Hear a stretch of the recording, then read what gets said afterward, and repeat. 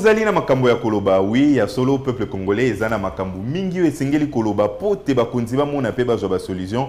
Malheureusement, l'espace d'expression de la population ne se retrouve pas sur vos écrans. Voilà pourquoi nous vous amenons aujourd'hui enquête sociale. L'enquête sociale, c'est tout de suite.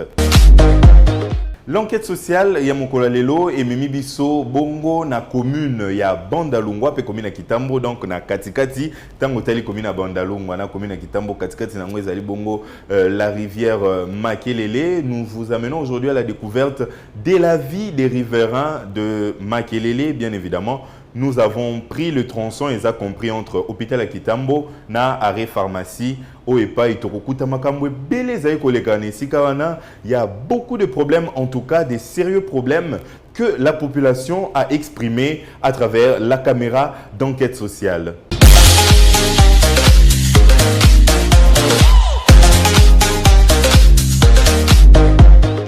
Likambo ya liboso ezali bongo likambo ya nzela. État de la route. Lorsque vous quittez l'hôpital de Kitambo pour atteindre l'arrêt pharmacie, vous sentez vous-même que la route est dans un état de délabrement très avancé. Vous comprenez qu'il y a des trous partout et difficile de circuler, en tout cas très difficile de circuler. À la base de tout ça, vous avez bien vu, c'est les déchets au Ezako Inonde Bongo, rivière Makelele. Sur les bouteilles dans la rivière, il y a tellement de bouteilles en plastique que Moutakoki même Kotambola l'écolo à la rivière. Alors, ils ont vraiment facilité tes vies na bateau il y a voilà la rivière Makelele. Mais à la base de ces problèmes, qu'est-ce qui est à la base de l'insalubrité? Qu'est-ce qui est à la base? Qu'est-ce qui cause même les auteurs? Il y a des bouteilles plastiques autozomona na inondation autozomona tomeka ki kotuna mituna na population bazaka pembeni pembeni wana bayebisa biso ndenge nini bango bavivaka basalite wana soki eutaka wapi tolanda ndenge nini bango moko bapeseli. Tozana Kitambo hôpital pratiquement na pont ya Makelele. Papa vraiment dans ce pende boye penza lelo oyo pour visiter biso. Po tozo nyoko ma penza awa. Bito za bana Kitambo to koli awa o lupangu na biso. Me makambo ezo sala ma awa lelo ona to mona ngote. Mbala liboso to mona makambo esala me na biso a pont ezo tonda boye. Vraiment l'été ezo leka batalete bazo leka bazo mona ngo. Bato baza ko ba maziti butu tongo midi pokwa awa tolo bate. Ce qui le pont est comme boye linge buka na a cause ya nini mbula donc ba salité. Ba biloko plastique oyo to na ngomba ezo mata awa. Ce biso ko to sela kata boye tembele mbele pa tembele kei. Yango tozo senga na gouvernement nde boye. Boli ka solution awa. Et puis bati ya biso awa ba policier na pont bato ba ko bora matiti bati ko bora matiti po ndenge langezo kota to ko nyoka malisusu ate boye bo kire pont le ka bora kaka poubelle ko maka na pont e ko zonga lisusu po ba kira kaka pont ambe ezonga ka zonga kaka papa ya en tout cas merci mingi pena nebo yeli biso boto biso solution nyo surtout elonga poto vana ba ngungi salité bati foi to kufa solo to lembi. Tozala na principal awa mi konzi baleka ntongo midi poko est-ce que ba mona ka ba mona ka te mis ne ba kama e ba kanga ba mis to mis monaka pote ozo tambo na mutu ko mona ka place en pesa salité to luka solution bolinga ba ba kufa bongo ne boya ko tia boya ko solution ba kunde ba tout te po bo le ka mama po kunde ba to na onerke to kena ko kunde ba dinde kuna to lingi ke boya ke to sungi ba po ba bela te to tiki to ko sunga bango ke to ko kunde ka ba kunde biso to boy ko kufa to lembi ko kufa. La route existe depuis belle lurette. En tout cas, ils n'ont jamais connu cet état. La population a lancé un cri d'alarme aux autorités compétentes. Pourquoi? Parce que généralement, les autorités viennent au moment d'enterrer les personnes après leur décès. Mais aujourd'hui, les personnes sont en train de souffrir et demandent ne serait-ce que de ducs pour pouvoir essayer de protéger leurs parcelles. Mais malheureusement, ils ont des soutiens. Pour Batubaya pour soutenir Bango et Sengiti Rivière et Tonda. To kibino moko que ba salité waneza kaka bato bazanzinga nzinga bango nde bayaka obwaka ba salité yango wana pe ba peselimbela na bandeko na bango pe bakoka kotika ezaleli mabe wana ya kobwaka ba salité na kati ya mai pamba te ezoko endommager et pour causer ba tort à leur propre vie. On papa likambo pont vraiment matiti boto comprendre te parce que oeza pont oyo esangisi Kitambo na bandal biso tokoli awa na lupango na biso j'espère ozomona oyo eza lupango na biso tokoleli tant tokolaka makambo ezalaka te pont wana ezalaki na se mais leo tane point komi point boti basalite bamai ezouta bakalamu baipen référence nango awa na pont na biso papa na 5 ans na bakonzi ya mboka vraiment batia biso loboko po lopango mapangu ta bandeko nde bazodinda bandeko bazodinda donc mbula awa ekobeta nango te mais bomona kaka mai euti boye basalite ba eti awa bandeko bazodinda yango na sengi na bakonzi na biso vraiment pardon batia biso maboko balonga so salite po typhoïde bana mike bazali awa tozolia boye biloko ezalaka ouvert tozolia boye typhoïde malaria. En tout cas, c'est l'expression de la colère qui sévit dans les cœurs de la population. Vous êtes en train de voir combien les gens sont en train vraiment de souffrir.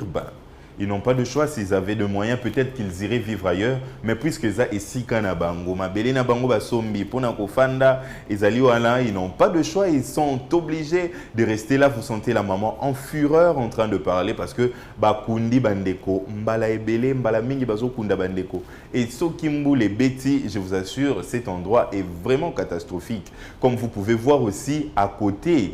Il y a des maisons même au Eza Kotonda, comme la maison que vous êtes en train de voir en image là. Une maison remplie, donc il n'y a même pas moyen que Moutoua Fanda. Telle a déjà une maison Eza construite en tôle. Alors Moutoua Boesoka Zuli Kambo, tu éviter ce qui a Kosuka Wapi. Mais malheureusement, Moutoua Fanda Kananda Koyo, Bandeko, ils ont ça la passe. Mais Ali maman Moko Azali handicapé de surcroît. Donc, Ningezawana Sokimbu les Betty, maman a évité. Qu'est-ce qu'elle peut faire? Parce que elle et sa famille vivent au quotidien de nakoluka luka ya muke bana bakoluka moi mama soka kobima kasi soki mbule beti na esika e ata vélo ya mama moye ebima ezate ata mama moye a bouger ezate mama ko to aleli alobi que non soki ma etondi awa baninga bakobima bakimi kasi ngai handicapé na kosuka wapi tolanda mama ndenga zo exprimer kolela na ye na batu ya mitema malamu bakoka pe kosunga mama. Toza na Kitambo na pont ekaboli biso na bandali na se ya mai ya makelele na veni bandundu papa pona luka moya ko vivre nde na ya ko kima koto na makelele mais na moya ezate papa velo ndenge za boyela ka libanda na olamuka na tongo mbule beti te na kuti deja mai ba poto ye nde bomoni velo bebi boye eketi na mai bana mibali ba kolanda bakangi balandi bakangi ndozo mona velo elati ba poto ba pine nyonso e baby donc moya ko vivre awa ezate na bana les obeta te papa bo sutu kaka boy mai uti likolo kuna ya poto penza e kote bino na lupango na banda ko eza awa nyonso tu donc moya ezate papa na lingi bakonzi basunga ngai na bano na suka wapi na modèle ya boy andika pa vana na place ya boy abandu bima ndenge nini aozama tembele ndenge ni papa na ngai ya ona lingi bakonzi basunga ngai velo oyo baby ngai pe balukela nga place ya madame akovanda na bana oyo milimu wa bana oyo papa neti ngabo so ima ekoti awa ngande na kochola batu msuba kokima ba matata ba mi ngai mwa izate entre moko ka yango Wanakutu ezali mama handicapé asengi lisalisi na bae o bagoyi kosunga ye o mutema malamu amoni tagoyi koya en aide na maman. Surtout n'hésitez pas de pouvoir nous contacter, nous vous amènerons jusque là où elle reste parce que vous allez vivre ça de vos propres yeux. Alors à côté de ça, à côté des maisons qui s'inondent, la population n'a nulle part où aller. Baroza obligé à kofanda parce que ndako na bango ezakara wana ndenge tolobaki. Mais il y a quelques années, ba initié qui projet qui nbopé au gouvernement provincial tomoni bandeko ba logotaka mwa milangi po ba kendeko teka. Mais malgré que bazoya ko logotaka milangi yango, mais ils a toujours pas suffisant parce que tellement pas ndenge ezotonda. Tela bandeko neni bazo ko souffrir chaque jour. Rivière o ndenge za boucher boye. Soki mai ya mbula eye lisusu mai olie le kanase a pont mai ko le kanango likolo a pont ceux qui peut pont eza rotonda mai ekokote la bande ko na kati ya bandako. Donc c'est quelque chose très pénible de leur vie de chaque jour. En tout cas, ce n'est pas facile de pouvoir vivre comme eux. Voilà pourquoi ils ne cessent de lancer des cris d'appel aux autorités compétentes pour que bagwa ko trouver les bango ba solution. Soki ko senga ke batongela bango pont ya sika elongola bango na mwa pasi o bazai na yango. Bon, pont au papa, eza to bandeti, tozo souffrir na pont au. ata mbula ebeti te omona mai tozocomprendre te so baplastique yango eza so baplastique yango tozocomprendre te so ezowuta wapi okamwaka pont plastique emati na pont plein tozocomprendre te papa yango tosenga ata président asunga biso elongaka na lobi yango wana asunga biso na pont oyo toyebi te so tokosuka wapi plastique toyeba te soki ezowuta wapi ezotonda toyebi te ntina prince mituka ekoma oleka na pasi bamoto bato kokweya tozoyeba te papa na ngai. Une situation que les riverains du pont Makelele n'en avaient pas vécu auparavant, avant que moi, plastique et tonda, avant que biloko mingi mingi et kotina mokili n'engé évolué, et rendre la vie assez difficile à tous les niveaux. C'est une situation qu'ils ne vivaient pas avant. L'un des habitants martèle sur un fait très important aussi aux Ezali Bongo, constructions anarchiques.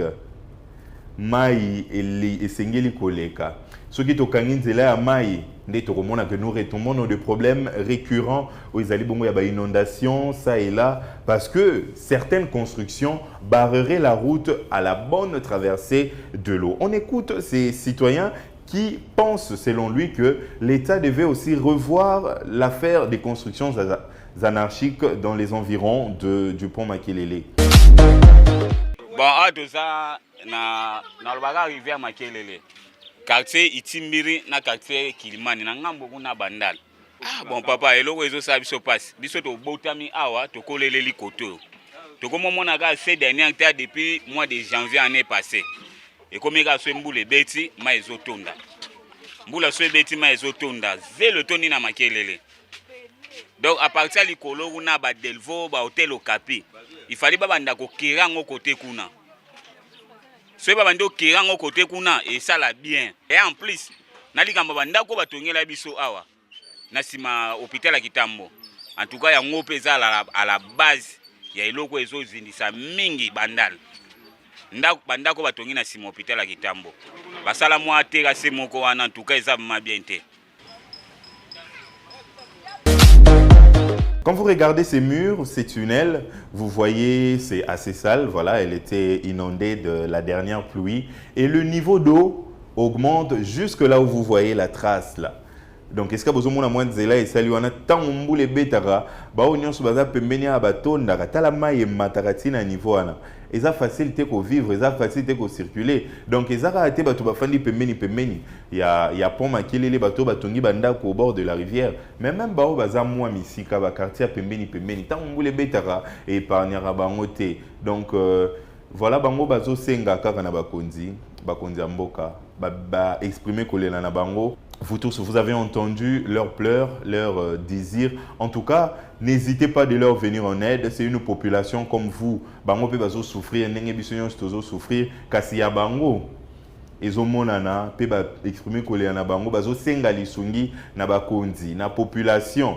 Tous la karaté, ceux qui tokomi na décembre vers les élections de toya koloba que non, bande ko biso to lingi bino mingi toye ko curele bino rivière to biso to lingi bino mingi toye ko chela bino ba dicté ngongango yango tango batu bazo kufa ngongango yango tango batu bazo souffrir. C'est le vrai moment de pouvoir venir en aide à ces personnes et de pouvoir leur trouver des solutions idoines qui vont leur permettre d'améliorer leurs conditions de vie. En tout cas, c'est cela leur plainte, c'est cela leur désir. Ils comptent beaucoup sur la volonté de la population, aussi bien que la volonté des autorités compétentes pour que la solution ils la trouver. Donc, tout le monde a que courage et ça les macal pour la plupart des temps par des organisations particulières, ONG, associations, fondations, des curé, voilà, nani maïa rivière. Mais quand même, l'État a la prise en charge de la population. Car si biso moko pe population, nous devons savoir comment gérer nos déchets. Le courant, le bassin à rivière, ils ont poubelle thé. Tant que ça, il y a des déchets plastiques, nayo, sangisa yango tumba, kin bope tope et ya nango déjà. Kangisa yango isika, ok nango te ki soko soki 100 francs, soki 200 francs. Mais dans l'entretemps, voilà ce qui fait l'objet de la vie quotidienne des habitants du pont Makelele, voilà, à la barrière, la frontière entre la commune de Kintambo et la commune de Bandalungwa. Nous étions là dans le tronçon compris entre l'hôpital de Kintambo et l'arrêt pharmacie.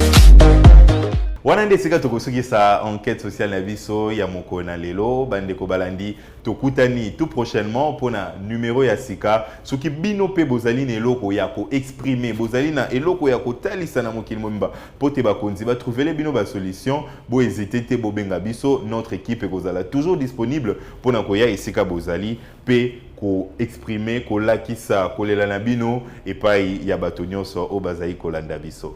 Au revoir.